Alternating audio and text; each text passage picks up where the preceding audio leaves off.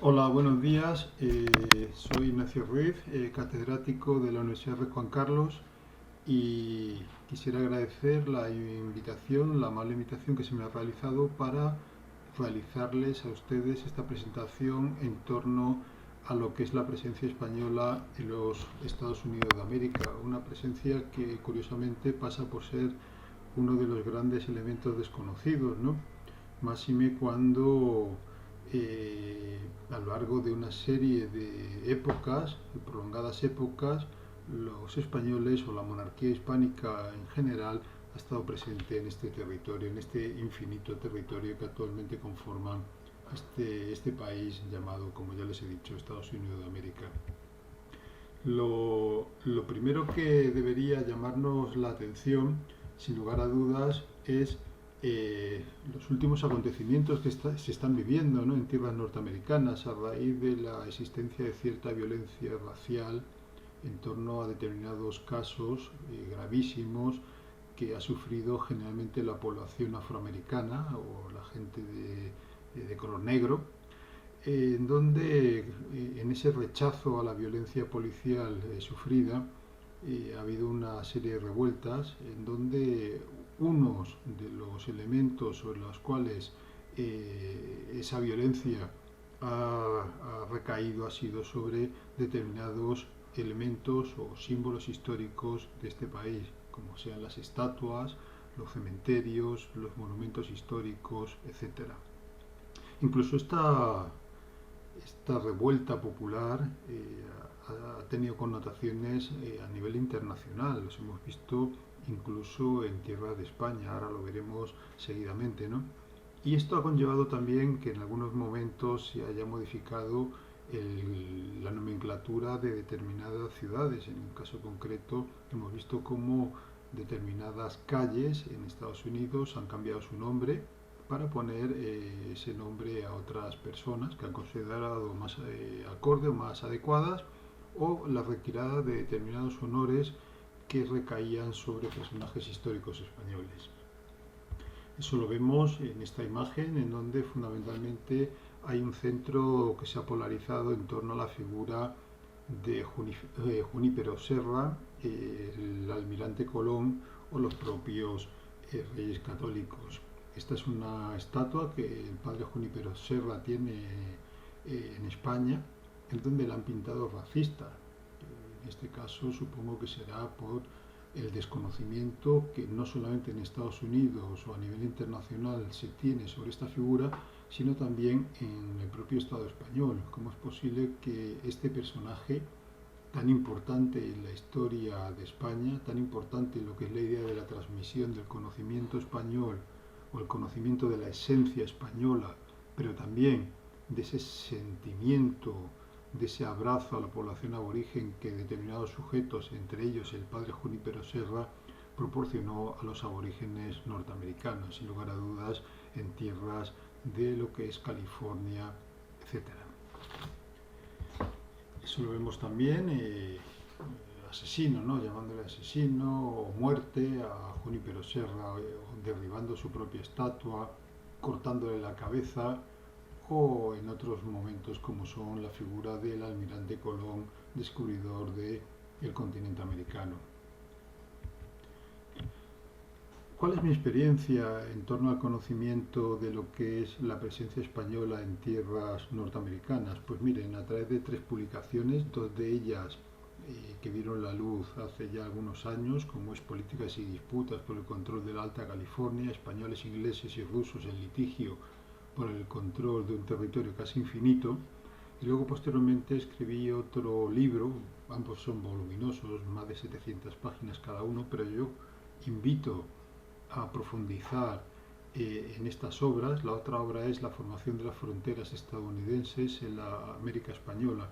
Son libros, son monografías en donde se han construido un relato basado fundamentalmente en los documentos históricos, huyendo de lo que es el fervor popular, las filias y las fobias, huyendo en todo caso de lo que es la construcción interesada de lo que es la historia norteamericana en este caso concreto. Y finalmente aparece una estampa que representa lo que es la entrega de San Agustín en la Florida, que por cierto, San Agustín es la primera ciudad fundada en los actuales Estados Unidos de América. Pues bien, San Agustín se entrega como consecuencia de la materialización del tratado, del llamado Tratado Adams-Onís o de transcontinentalidad, que se materializa en el año 1821.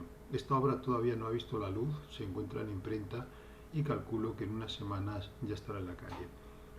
Aparte de estas tres obras que les acabo de citar, también hay otros artículos en donde he trabajado sobre esta presencia española en Estados Unidos, ya sea a través de una perspectiva jurídica o ya sea desde una perspectiva simplemente como historiador del derecho. El origen de todo ello lo tenemos en la ruta de la seda, aunque nos parezca mentira. Ese proyecto de Colón se basaba fundamentalmente en la idea de llegar a la llamada ruta de las especies o la ruta de las sedas o las rutas de las sedas, que es como mejor se tendría que exponer, en donde los países europeos pretendían llegar a estos productos asiáticos a través de una serie de rutas que a lo largo de los siglos han funcionado. El problema es que a partir del siglo XV esta ruta se va a ver interrumpida fundamentalmente como consecuencia de la caída de Constantinopla en poder del turco, en poder de los otomanos. Y en este caso concreto hay que buscar una ruta alternativa por cuanto los musulmanes han dejado este camino histórico bloqueado como consecuencia de esa enemistad entre lo que son los cristianos y los musulmanes, enemistad que a lo largo de los siglos ha funcionado, se ha materializado y como consecuencia de ello ha habido innumerables guerras a lo largo de los siglos. Afortunadamente esta situación ha ido mejorando y por lo tanto ahora esto ya es simplemente una cuestión histórica, que por cierto ha recuperado el presidente chino en lo que es su proyecto, que también lo ha denominado así, la ruta de la seda, la nueva ruta de la seda. Los europeos pretendían llegar a esos productos asiáticos y para ello tendrían que buscar una nueva vía. Y esa nueva vía fue sin lugar a dudas la empleada por los portugueses circunnavegando el continente africano para llegar a la India y para llegar a lo que es la zona de la parte más oriental de Asia. Evidentemente los españoles, en este caso concreto más que los españoles, los castellanos, pretendieron buscar una nueva vía y esa nueva vía se la va a plantear el almirante Colón.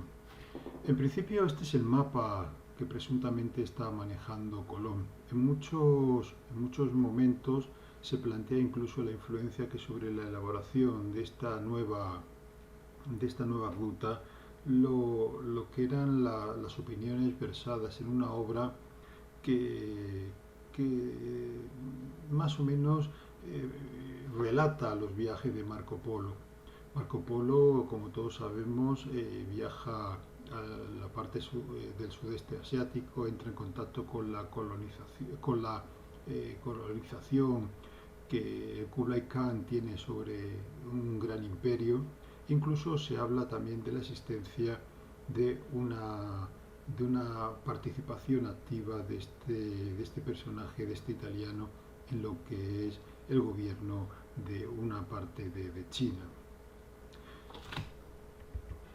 El proyecto colombino, por tanto, ¿qué es lo que está pensando? En primer lugar, representa lo que es el pleno convencimiento de que la Tierra es esférica, huyendo de los proyectos de esa Tierra plana, en donde existe un final de la Tierra, en donde a partir de ese momento todo es el desastre, ¿no?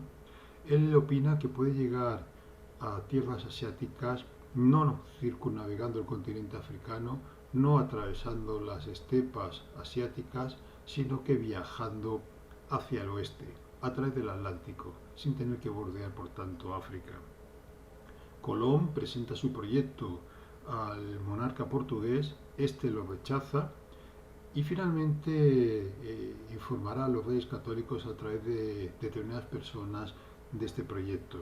Finalmente se produce el encuentro, aunque en ese momento la monarquía castellana está inmersa en lo que son las campañas por la incorporación del último de los reinos taifas, como es el caso concreto del Reino de Granada, y poco antes de la caída de Granada, el 2 de enero de 1492, se va a producir ese encuentro en las cercanías de lo que es la capital de ese reino nazarí, en lo que es Santa Fe, y en donde se van a producir, donde van a tener lugar las llamadas capitulaciones de Santa Fe, en virtud de la cual los monarcas españoles conceden una serie de privilegios al almirante Colón a cambio de determinados beneficios que se entiende que se van a producir como consecuencia de este encuentro entre Occidente y Oriente a través de una nueva vía. Sin embargo, en esa nueva vía aparecerá un nuevo continente que será conocido años más tarde como América, en honor a Américo Vespucci. Estas son las capitulaciones de Santa Fe que les acabo de enumerar a ustedes, y en donde básicamente lo que se está hablando es de unas tierras que se van a descubrir en torno a lo que sería China y Japón, y en donde se va a producir un intenso, o presumiblemente se va a producir un intenso intercambio comercial.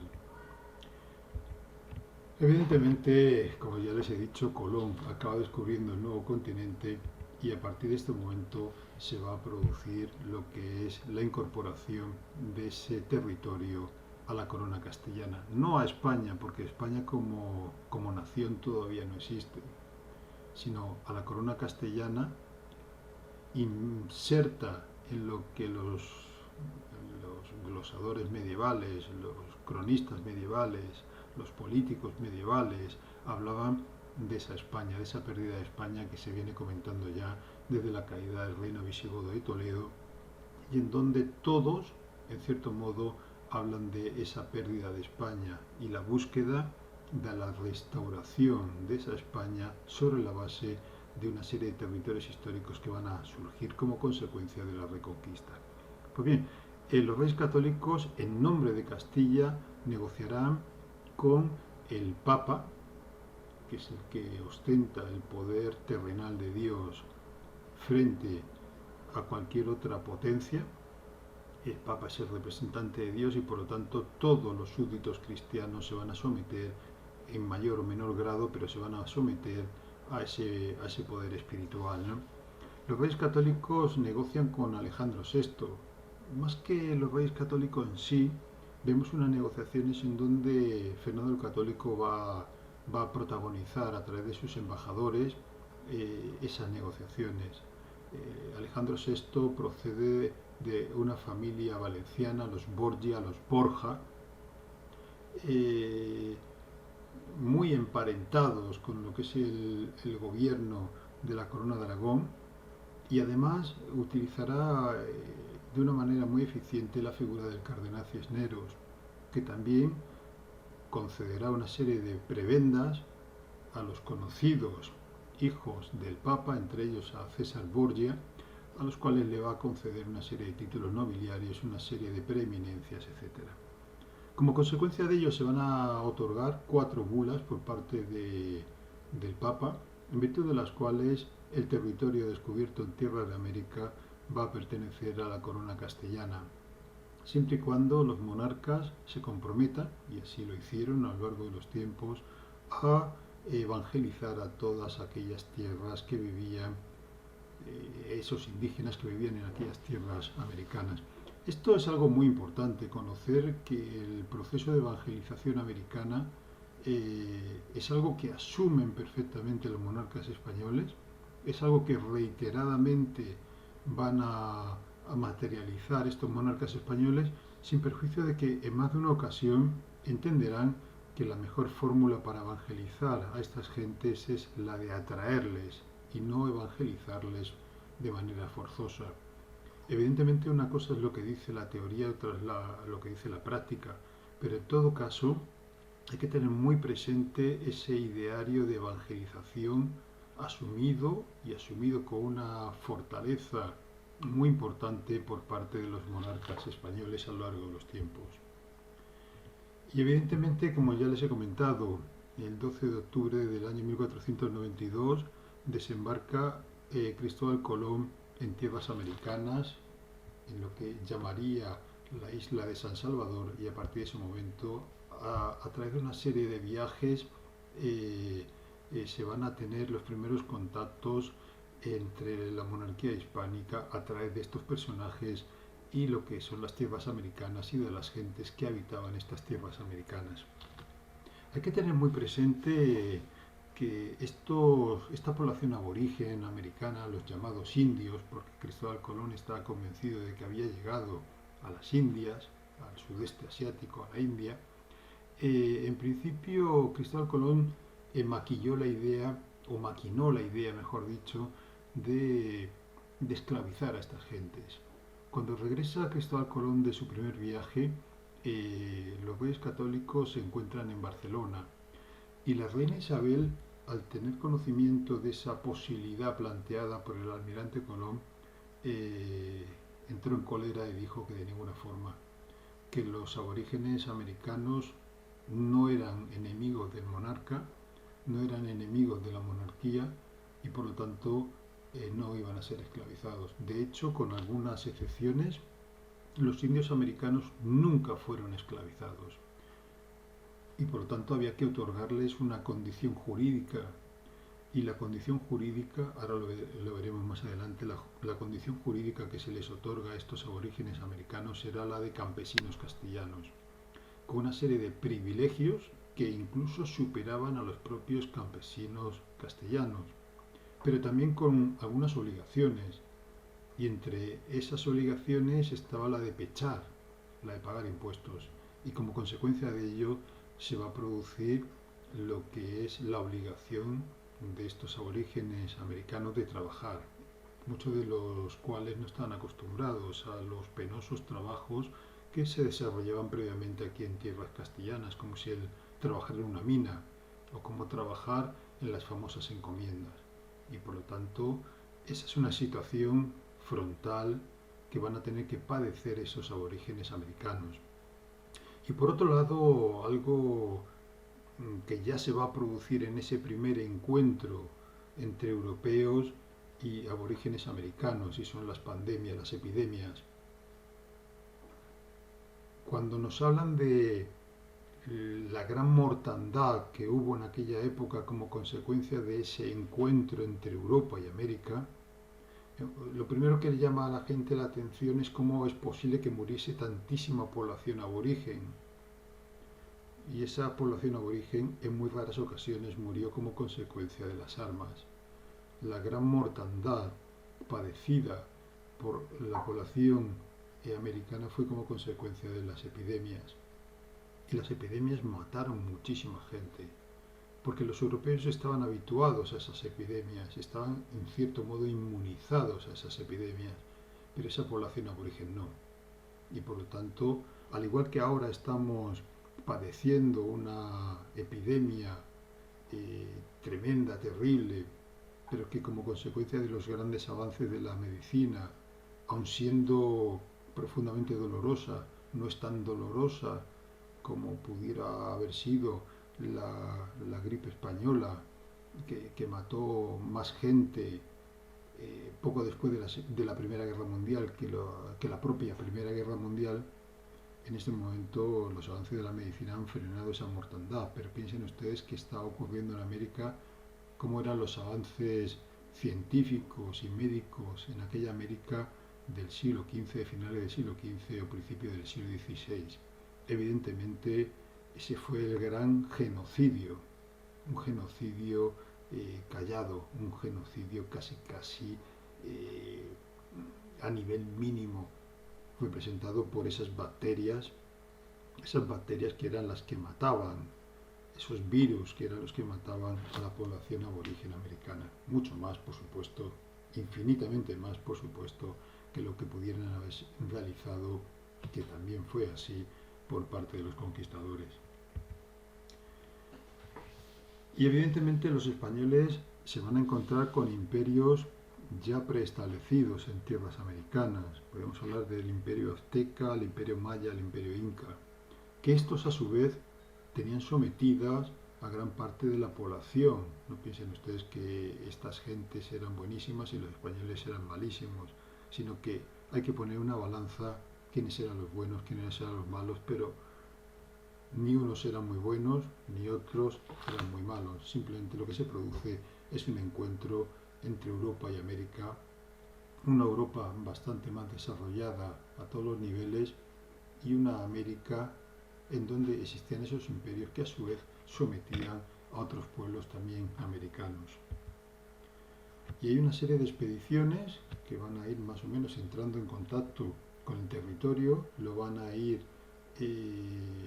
analizando, van a hablar de la presencia de esas gentes, van a hablar de la presencia de población aborigen, van a ir cartografiando el territorio americano de norte a sur y como consecuencia de ello la ingente cantidad de documentación que se va a reenviar a la metrópoli hará que, entre otras cuestiones, prácticamente ya desde el principio del descubrimiento de América se cree un consejo dentro de esa organización polisinodial de la monarquía hispánica que se va a desarrollar fundamentalmente a partir del siglo XVI, se cree un consejo que será el Consejo de Indias. En origen, el Consejo de Indias era una sala inserta en el Consejo de Castilla. Pues bien, de esa sala inserta en el Consejo de Castilla surgirá el Consejo de Indias.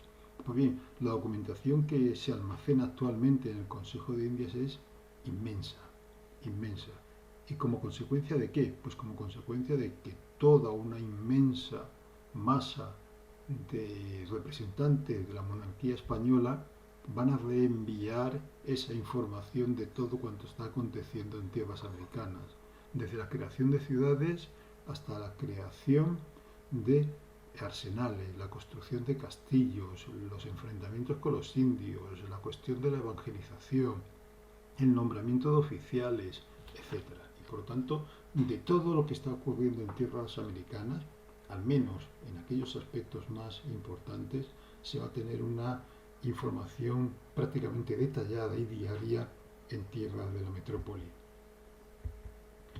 Y finalmente, ya en el siglo XVI podemos hablar de la existencia de dos grandes virreinatos, el virreinato de la Nueva España y el virreinato del Perú, o lo que es lo mismo, uno para Centro y Norteamérica y otro para Sudamérica.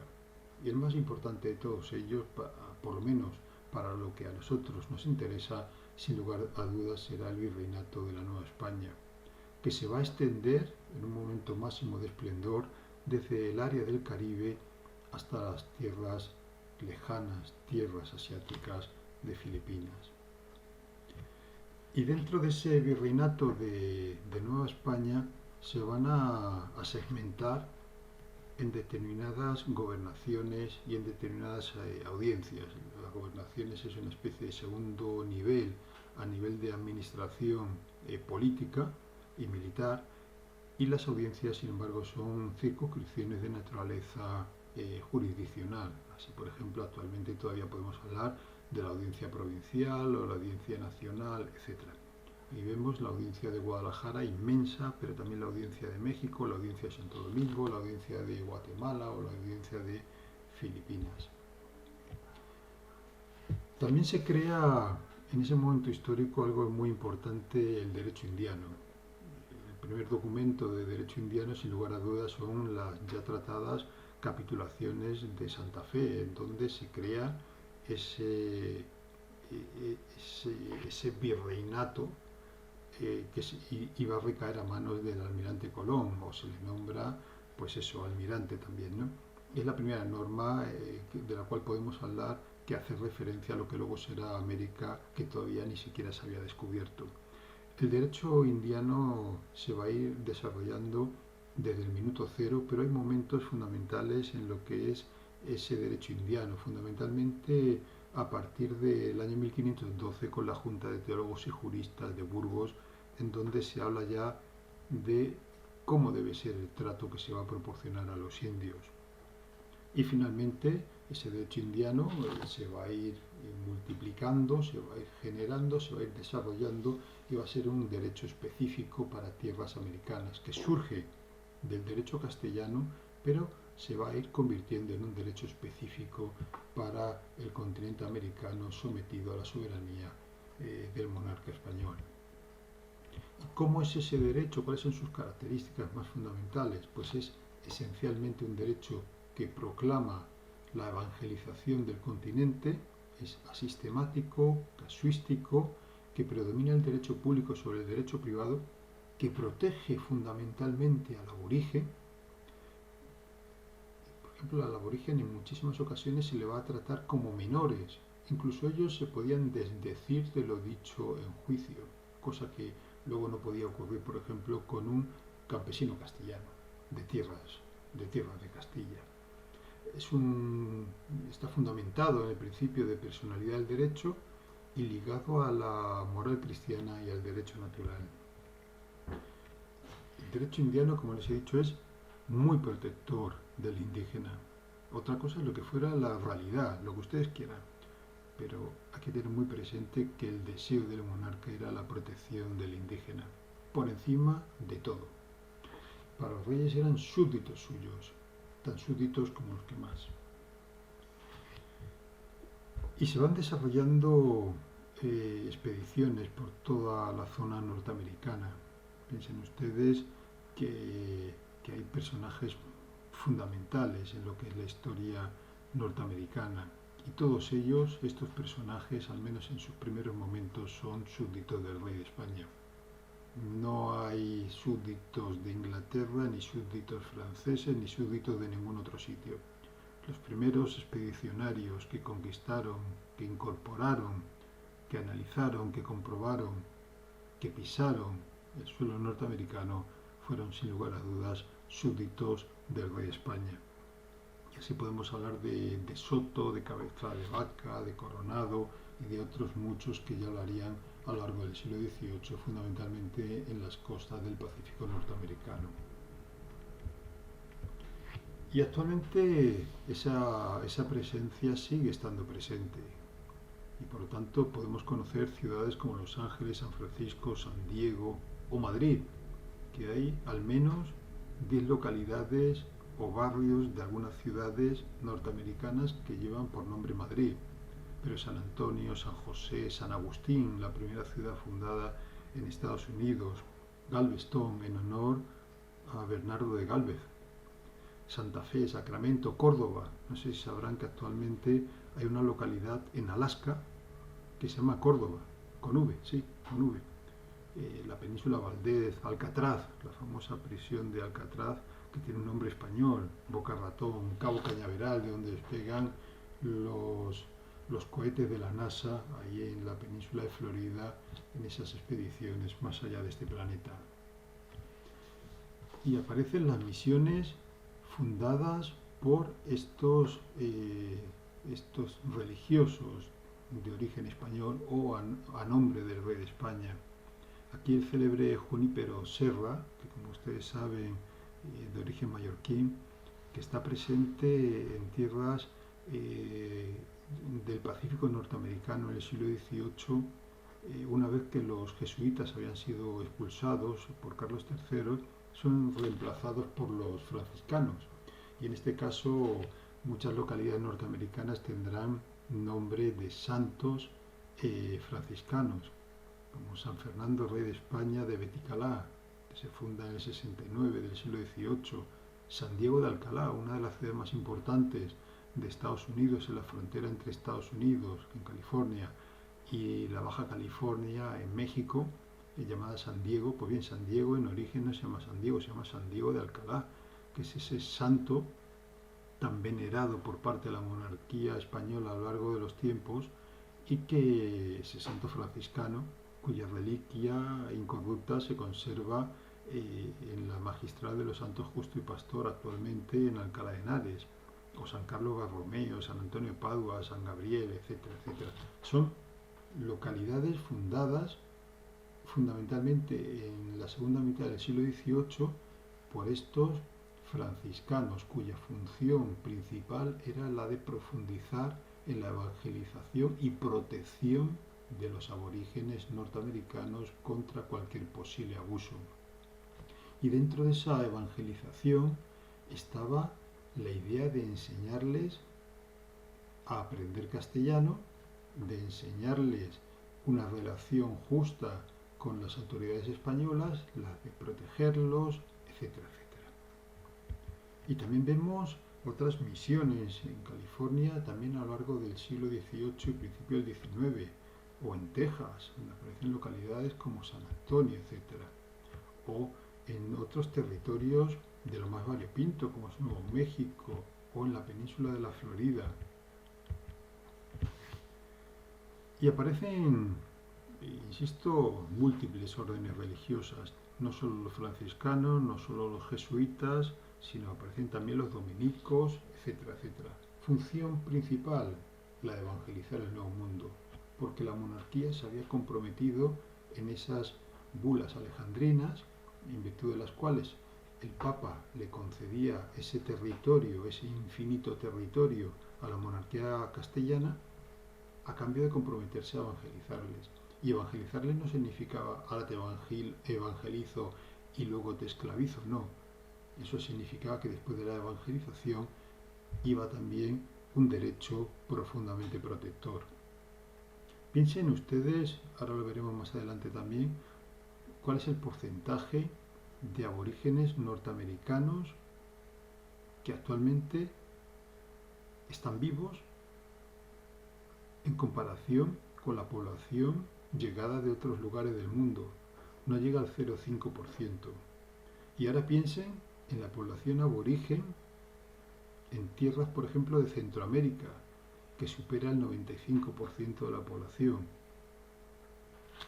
O ahora piensen en aquellos matrimonios mixtos entre conquistadores ingleses, franceses, holandeses, mínimos.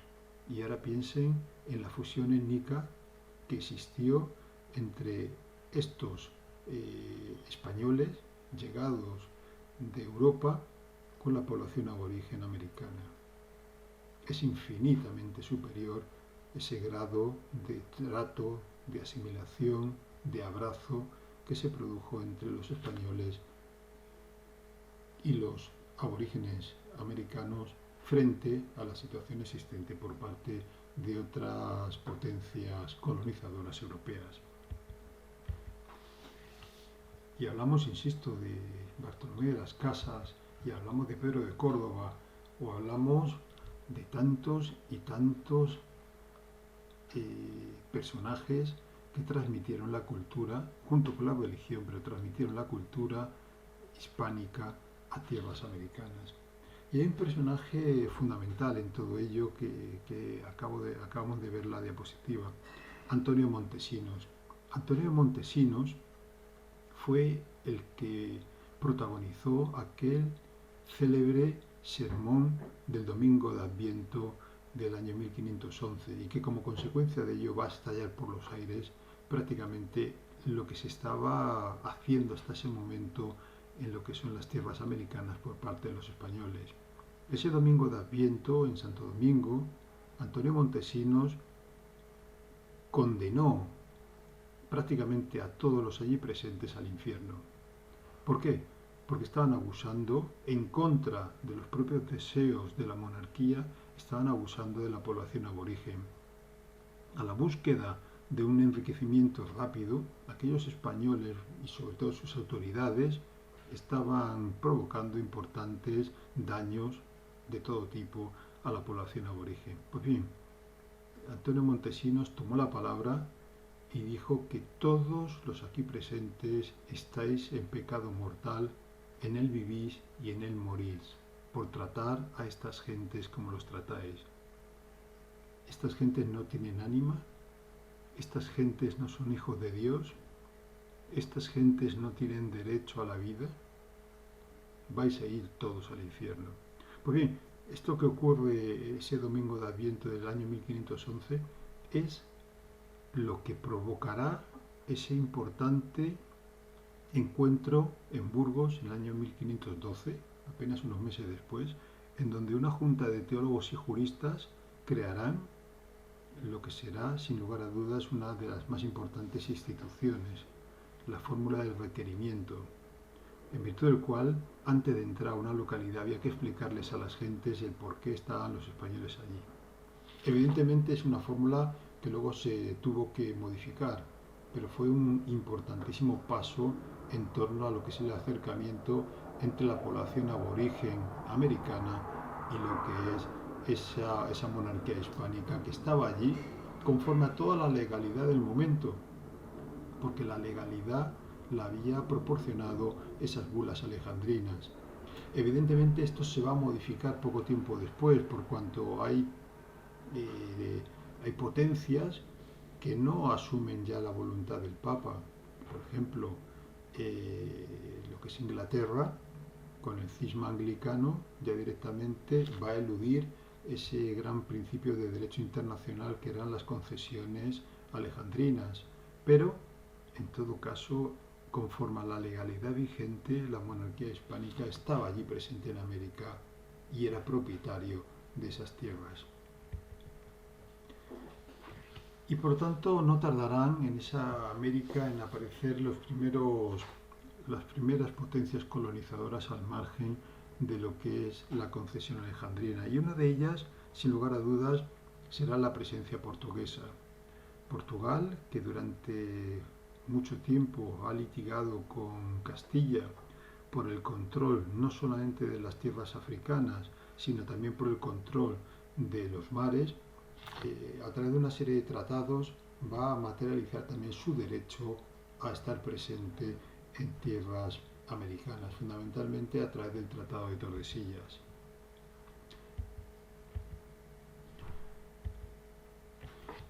Esas colonias americanas que se habían ido generando fundamentalmente a partir de la época de Felipe II, en un momento dado van a comenzar a materializar una presencia cada vez más numerosa que luego dará lugar a la existencia de los Estados Unidos de América.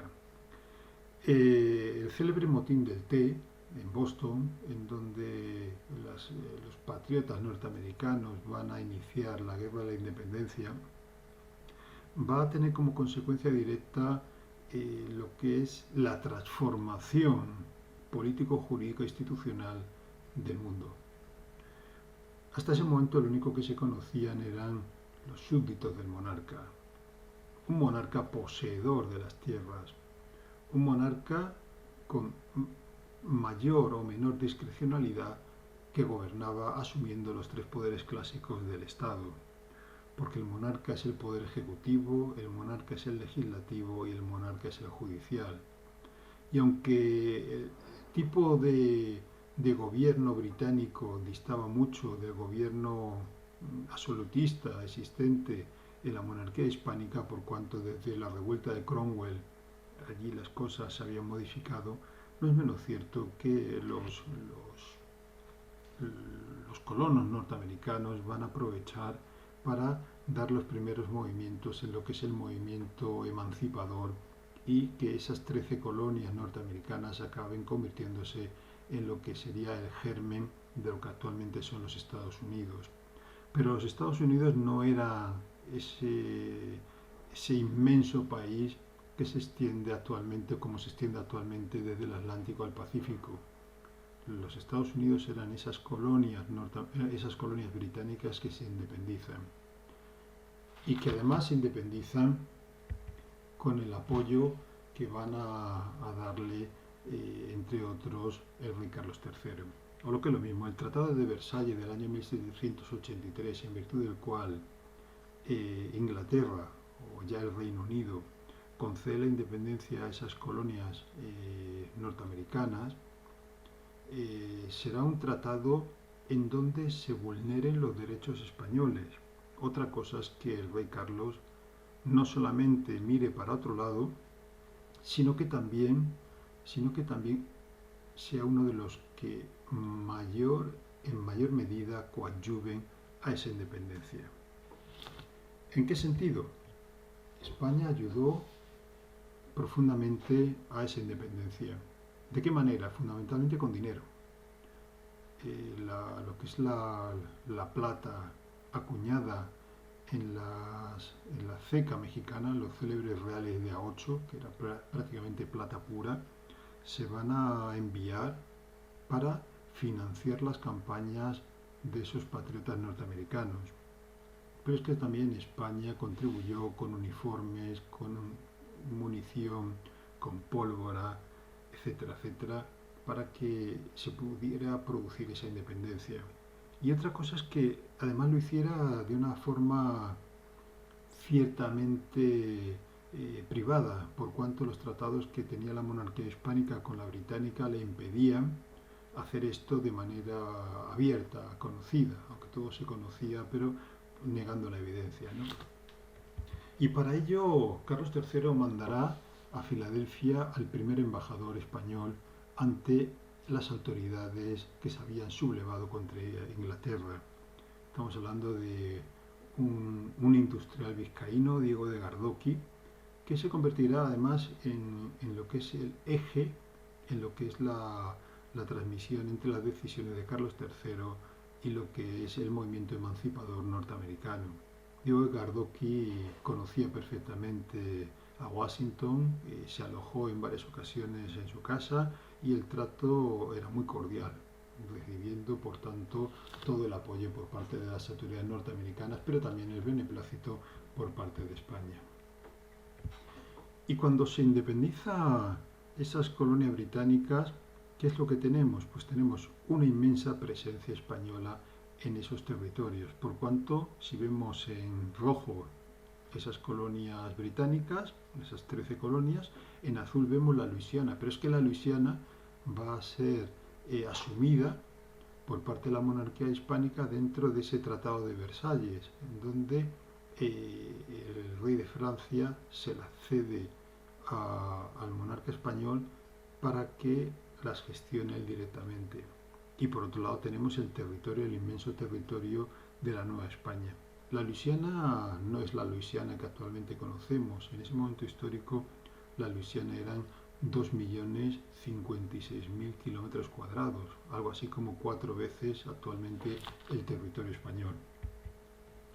Y este es el territorio de la Nueva España en torno al año 1790, cuando se está produciendo prácticamente esa independencia norteamericana. Si ustedes se fijan, estamos hablando de varios millones de kilómetros cuadrados en manos del monarca español. También hay que decir que es una especie de territorio inmenso, pero difícilmente gestionable por una mínima población de blancos que eran los que la habitaban. La inmensa población que habitaba estas tierras era población aborigen.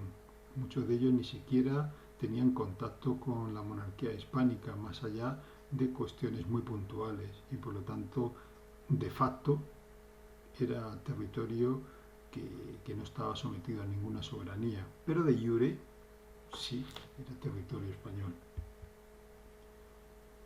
Aquí estamos viendo una vez más representado lo que son las colonias británicas que se han independizado.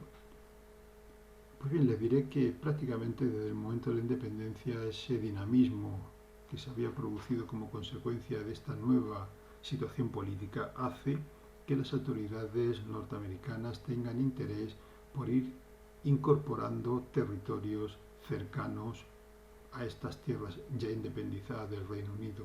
Y por lo tanto, de una manera paulatina dentro de los planes de esas autoridades norteamericanas están la de fagocitar todas las tierras situadas hacia el oeste, sin saber todavía cómo son, ni lo que se van a encontrar, pero tienen interés por ir engrandeciendo esa nación que acaba de nacer. En este momento se está produciendo también una cuestión muy curiosa en la parte del Pacífico. Estamos viendo cómo en un momento dado las autoridades españolas están realizando el mayor número de expediciones que se han realizado a lo largo de toda la historia. ¿Por qué? Pues es algo largo de contar, pero básicamente le diré que un embajador español en Moscú se entera de que los rusos han saltado al otro lado de Siberia y creen que posiblemente esas tierras sean las tierras de Alaska, unas tierras que hay que posicionar en torno a la soberanía española. y consolidarlos significa presencia española, y como consecuencia de ello se van a realizar unas importantes expediciones que saldrán seguramente casi todas desde San Blas, en lo que es Nayarit, en lo que actualmente es México, y que van a cartografiar, que hasta ese momento todavía no está cartografiada, prácticamente toda la costa septentrional norteamericana del Pacífico. Y en ellas van a dejar una importante herencia española, todavía presente, como ya les comentaba antes, como Córdoba, en Alaska, hasta Bahía, Río de Gigedo, Unalaska, Puerto Valdés, etcétera, etcétera.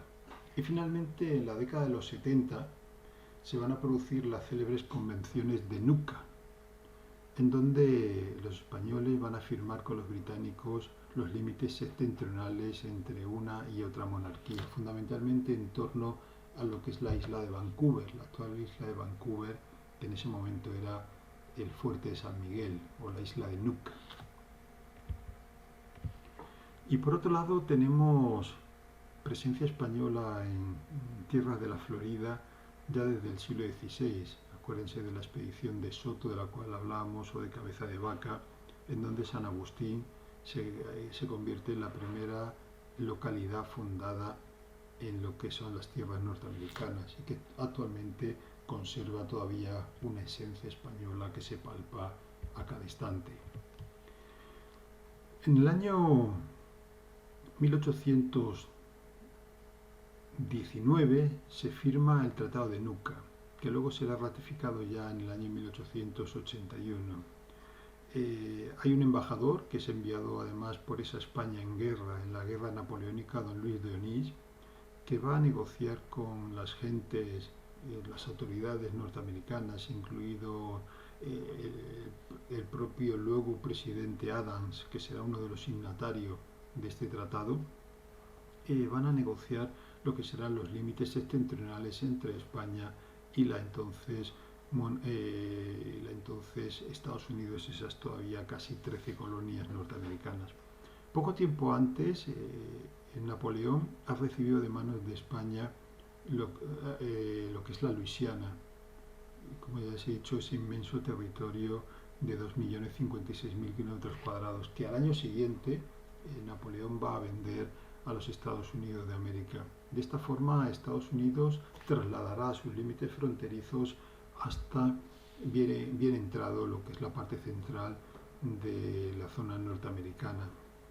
Pues bien, las relaciones fueron muy difíciles, porque don Luis de Onís en un principio no es ni siquiera recibido por las autoridades norteamericanas, porque estas autoridades entendían que el legítimo monarca español no era Fernando VII, que en ese momento se encontraba en el castillo de Valencey, en Francia, sino que el legítimo monarca español era José I. De hecho, es curioso porque José I, cuando salga al exilio o cuando ya salga tras la guerra de la independencia de tierras de España, acabará en Estados Unidos y luego finalmente regresará a Francia, pero ya muchos años después. Bueno, pues Luis de Onís no será admitido en esas negociaciones hasta acabada la guerra de la independencia y finalmente es el artífice de ese tratado. Pues bien, don Luis de Onís dijo que se había hecho prácticamente todo mal. Hay una serie de críticas fortísimas que él realiza en torno a cómo fueron la firma de esos tratados y las cesiones que realizó España, y fundamentalmente en lo relativo a la cesión de la Florida.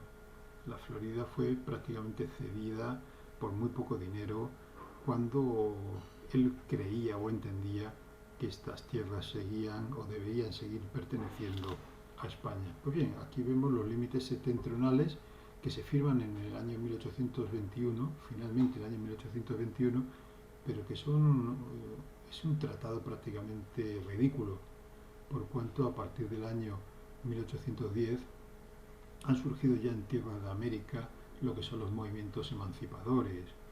Así ha ocurrido ya en el Virreinato del Río de la Plata o ha ocurrido en la Nueva Granada, y por supuesto desde el célebre Grito de Dolores ha surgido también ese movimiento emancipador en tierras norteamericanas, en lo que es la Nueva España, y por lo tanto lo que se está firmando es algo que no tiene o que carece prácticamente de importancia política. Estados Unidos es perfectamente conocedor de la situación que vive la monarquía hispánica ya en tierras americanas y por lo tanto esa España prácticamente está condenada a abandonar la parte continental de América.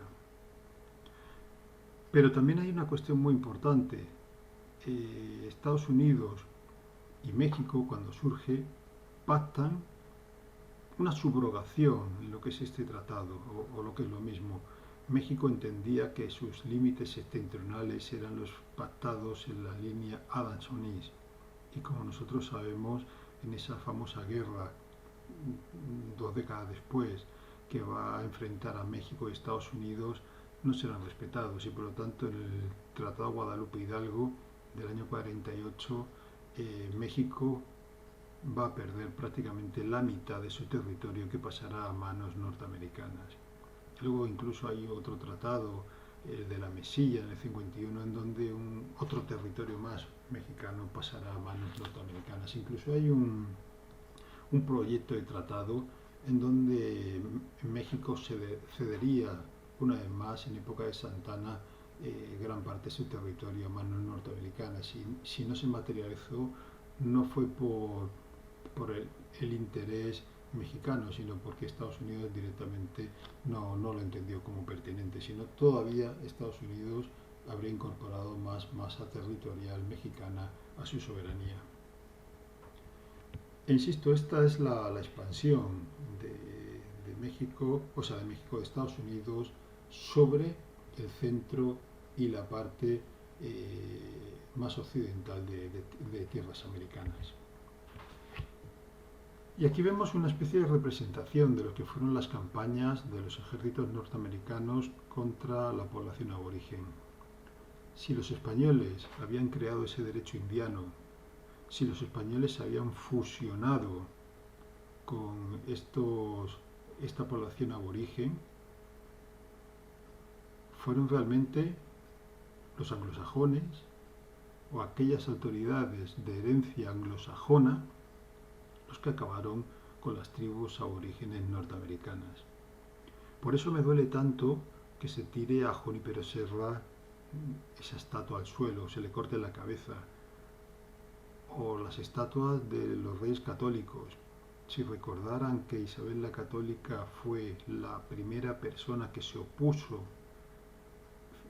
fervientemente a que los indios fueran esclavizados, yo creo que la gente pensaría de manera distinta. El problema es que estamos en un proceso de falta de conocimiento. La cultura no nos interesa. Nos interesan otros valores, que no sé si serán mejores o peores, pero yo creo que estamos en una franca decadencia. Ustedes tendrán la imagen del indio norteamericano, del jefe indio norteamericano, acercándose al militar norteamericano. Howe. No era Howe, era Hay. Intentaban hablar con ellos, transmitirles.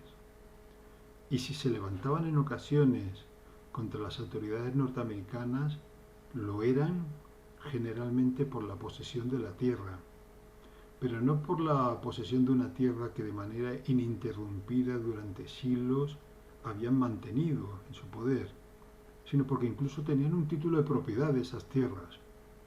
Lo que pasa es que el título de propiedad de esas tierras se los había otorgado el rey de España, que era el legítimo señor, conforme a las bulas alejandrinas, de ese territorio que se encontraba sometido, al menos de iure, aunque no fuera de facto, a la soberanía española. Entonces eran poseedores de una tierra de la cual hasta tenían título de propiedad, pero que las autoridades norteamericanas lo primero que hicieron fue hacer caso omiso de todo ello y ocupar sus tierras. Estos indios, actualmente muy diezmados, apenas si representan el 0,5% de la población de los actuales Estados Unidos de América. A lo mejor los españoles no fueron tan malos, a lo mejor no había que retirar las estatuas de Isabel la Católica o de Junípero Serra, a lo mejor no había que pintarlas llamándolos asesinos o cualquier otra cosa. Pero todavía no había acabado el ansia por parte de Estados Unidos de seguir fagocitando el territorio español. Para ello, al margen de lo que fue ya la guerra de secesión americana en donde el norte o el sur se enfrentan y finalmente afortunadamente ganó el norte frente al sur esclavista, se pusieron en marcha nuevas campañas para seguir incorporando lo que todavía quedaba de España en América o en Asia. La perla codiciada era sin lugar a dudas la isla de Cuba.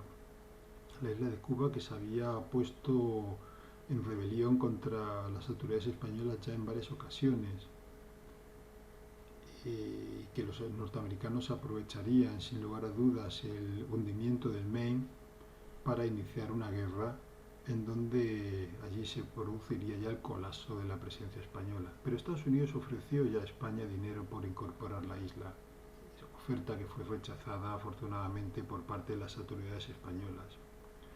Algo similar ocurriría con las Islas Filipinas o toda una serie de islas en el Pacífico.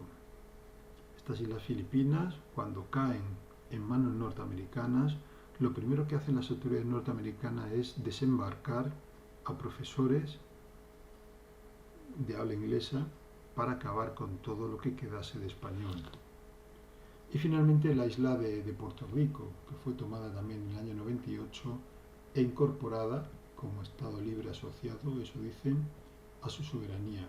Es curioso porque aunque minoritario todavía existe en Estados Unidos, en Puerto Rico todavía hay un movimiento político que proclama su reincorporación a España como una autonomía más dentro de lo que es el Estado español, lo que sería la 18ª autonomía. Y finalmente esa paz de París, como les he dicho, es un conflicto en donde los españoles tenían muy poco que decir y Estados Unidos mucho que decir, y por lo tanto supuso ya la gran crisis en todos los sentidos, significó la puntilla de lo que es un nefasto siglo XIX en la historia de España. Y curiosidades, hay varios estados, aparte de las ciudades que hemos comentado, hay varios estados con nombre español. California, por ejemplo, es un nombre bastante curioso porque aparece ya en una obra de García Rodríguez publicada en el año 1510 y tomaron el nombre de algo que era muy famoso en ese momento. Yo creo que si se hubiera producido en este momento pues le llamarían Gran Hermano o, no sé, o Sálvame de Luz. Bueno, pues en aquel momento una palabra muy famosa era California y por lo tanto le pusieron California a ese territorio tan importante en lo que es Estados Unidos. O Colorado, que hace referencia al río, un río rojizo como consecuencia de los sustratos que transporta. O Florida, que habla de la Pascua Florida, no de que haya muchas flores, sino que cuando se descubre, pues era el día de la Pascua Florida. O Montana, que en origen no se llamaba Montana, sino montaña, porque allí está la Sierra Nevada. No sé si saben ustedes que aquí en España, en la zona de Granada, también tenemos Sierra Nevada. Pues de montaña, como ellos no usan la ñ, pues se quedaron con Montana. O Nevada, más o menos lo mismo. O por ejemplo, Nuevo México, que hace referencia a estos mexicalis incorporados durante mucho tiempo en lo que es la Nueva España. O Texas, que es la pronunciación castellana de Texas. O más divertida todavía es Utah, que deriva de la pronunciación española de la palabra apache, Utah, que significa alto, y que en castellano se decía Utah. Pues bien, posteriormente los angloparlantes acabaron adoptando el término Utah. Es ese estado norteamericano tan célebre que todos ustedes conocen. Y por lo tanto, la presencia española en tierras norteamericanas, negada durante mucho tiempo, y cada vez más se está recuperando e incluso se convierte en algo ya digno de atención por parte de las propias autoridades norteamericanas. Por no hablar de múltiples construcciones existentes en este territorio norteamericano. Y finalmente, a modo de conclusión, algo también muy importante que se debería conocer. Los españoles, aunque tenían esta obligación de evangelizarles, no siempre forzaron estas evangelizaciones. sino más de una ocasión lo que se producía era ese acercamiento, esa transmisión de la cultura española a nivel general. La primera universidad que se funda en América no es Stanford o no es la Universidad de Cornell o la universidad que ustedes quieran. La primera universidad fundada en América se funda en la isla de la Española y es la Universidad de Santo Domingo, que se crea conforme a los estatutos de la Universidad de Alcalá en el año 1538, cuando ni siquiera había desembarcado un anglosajón en el continente americano. Algunas de estas universidades no usaban el castellano como lengua vehicular, tampoco usaban el latín como lengua vehicular, sino que utilizaban las lenguas aborígenes como lengua vehicular, porque la idea era trasladar la cultura a todo el mundo que quisiera aprender en este continente americano. Y por lo tanto, había que derribar mitos, habría que derribar trabas y explicarle a la gente de América, incluyendo por supuesto a Estados Unidos, cuál es la historia real y no ficticia. Es más, en territorios como California, territorios como Utah, territorios como Nuevo México, en territorios como Colorado, en territorios como Texas, en territorios como Florida, etc., la primera constitución de esos territorios no fue la Constitución Federal Norteamericana, esta que sacan ahí, sino que la primera constitución presente, existente en estas tierras, fue la Constitución Española del año 1812, en donde se decía expresamente que todas estas gentes que vivían bajo la soberanía española, incluyendo a la gente de Colorado, a la gente de Utah, a la gente de la Florida, etc., que ellos eran españoles. Por primera vez en la historia tuvieron una nacionalidad, porque se habla de españoles de ambos hemisferios, y por lo tanto es una buena idea recordarles la existencia de esta Constitución y la existencia de esos derechos y esas obligaciones que surgen en torno a esta Constitución Española de 1812. Muchísimas gracias.